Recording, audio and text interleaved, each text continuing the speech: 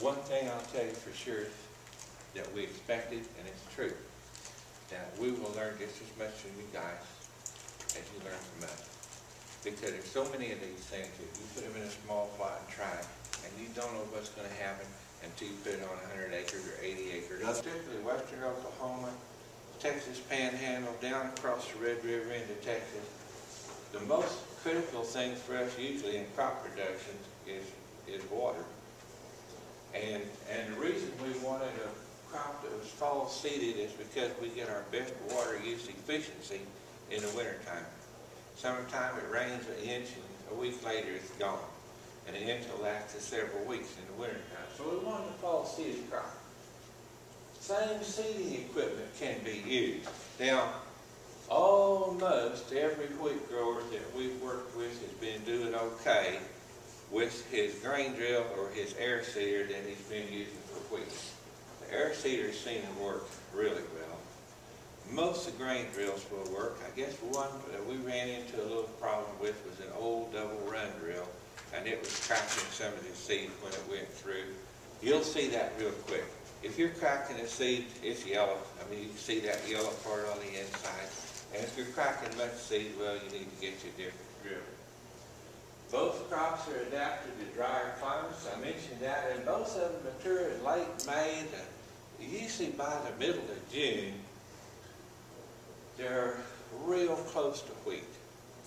And about half the farmers in Oklahoma get their wheat custom combined. And we figured we needed a crop that was right there that could be custom combined for the guy who wants custom combine. Or whenever he's out there to combine his own wheat, he can be thinking about getting his canola cut at the same time.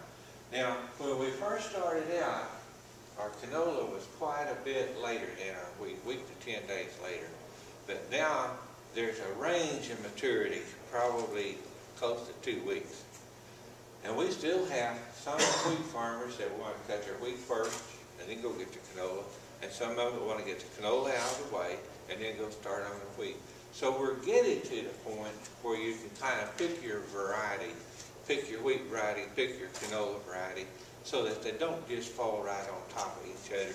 Those is times that if anything causes trouble, it's the times when everything just is ready at the very same time. We didn't think, at first, we were kind of concerned about the guys that have their canola and their wheat cut by custom guys. We didn't know whether the custom guys would be willing to do it or not. And we very quickly found out that the custom combine crews that run in North Dakota cut as much canola as they do wheat.